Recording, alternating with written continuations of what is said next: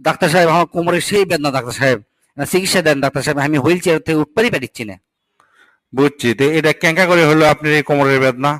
Doctor সাহেব আপনি তো সেটা শোনার দরকার নাই, আমার কোমরের বেদনা, আপনি চিকিৎসা দেন। হুম, ডাক্তার সব কিছু বলতে হবে। আপনি কোমর কেঙ্কা করে লাগলো, পরে যা লাগলো, না কেঙ্কা করে লাগলো সেটা তো কোয়া লিখবি, না করলে আমি চিকিৎসা দিব কেঙ্কা করে? আপনি বেদনাটা কেঙ্কা করে পাচ্ছেন সেটা আমাকে শোনা লাগবে না? শুনবেন আবার? আচ্ছা শোনেন, শরমের কথা হচ্ছে কি, আমি একটা বেটি ছেলে পছন্দ করছি না বুঝছেন, সেই বেটি ছেলেটা আবার বিবাহিত, অর্থাৎ অ্যাজ লাইক অ্যাজ পরকিয়া। যখন ওর স্বামী অফিসে যায়, আমি নিচ্ছে না পরে হচ্ছে ওর বাড়ি ঢুকি, ঢুকতেই দেখি অফিসে থাকে আবার চলে যাচ্ছে ওর স্বামী।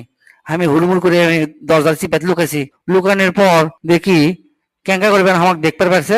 যাই হোক আমি সিঁড়ির দৌড়, সিঁড়িতে নামতে নামতে দেখি ওর স্বামী ফ্রিজ আসলো বাড়ির মধ্যে, সে ফ্রিজ ঘাড় তুলে আমাকে পাক মারছে, ভাগ্য বলে আমার মাথার পড়েনি, আমার মাথা দেশে লাগছে, আমি সিঁড়িতে গুরমুড়কে পড়ে গেছি, সেই থেকে বেদনা।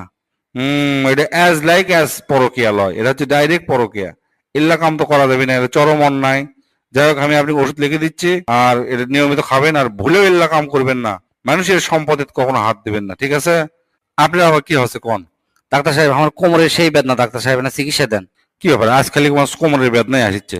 আচ্ছা কেঙ্কা করে হচ্ছে ভালো করে খুলে কোন? আবার সেটা শুনবেন কৃষক ডাক্তার সাহেব, আমার কোমরের বেদনা হচ্ছে, আপনি চিকিৎসা দেন। ডাক্তার সবকিছু খুলে না করলে কিন্তু হবি না, খুলে কোন?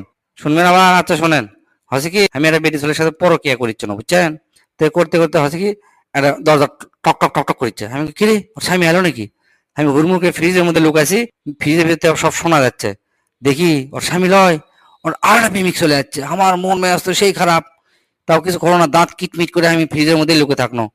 তার নিচ্ছে না পর দেখি ওর স্বামী চলে যাচ্ছে, স্বামী চলে আসার পরে যে দ্বিতীয় যে পরকিয়া, তাই আবার দরজার পিছে লুকাছে, স্বামী তাক দেখতে পারে সেই ধাবার, লাস্টে আমি যে ফ্রিজের মধ্যে লুকে আসলো, ওই ফ্রিজ তুলে করছে কি ওর স্বামী ওই চেনাক সেই পাক মারছে, পাক মারার সাথে সাথে আমি তো মনে করি সিঁড়িতে গুড়মুড়কে পড়ে গেলাম, ফ্রিজের মধ্যেই আসি, সেই মাথার বেদনা ডাক্তার সাহেব, এনা চিকিৎসা দেন।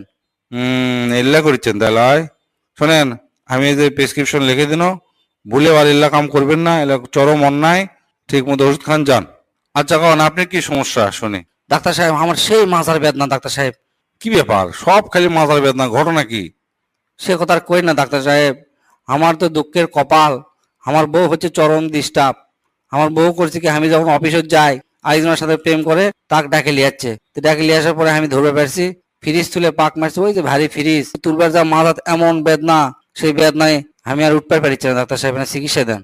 ইয়া আল্লাহ, এ তো দেখি পরকীয়ার জীবন চক্র। শোনেন, আপনার ভালো চিকিৎসা আছে। এক নম্বর চিকিৎসা হচ্ছে যে আপনি বউ পাল্টান, আর না হলে বউ ভালো করে বুঝেন, বুঝছেন? আর বেশি কিছু কোনো না, এই যে এল্লা ওষুধ খাবেন, আর বউক আগে ঠিক করবেন, নাহলে বউক ঠিক মতো সময় দিবেন, না হলে কিন্তু আরো সমস্যা আছে ভবিষ্যতে কয়েকদিন। হ্যাঁ।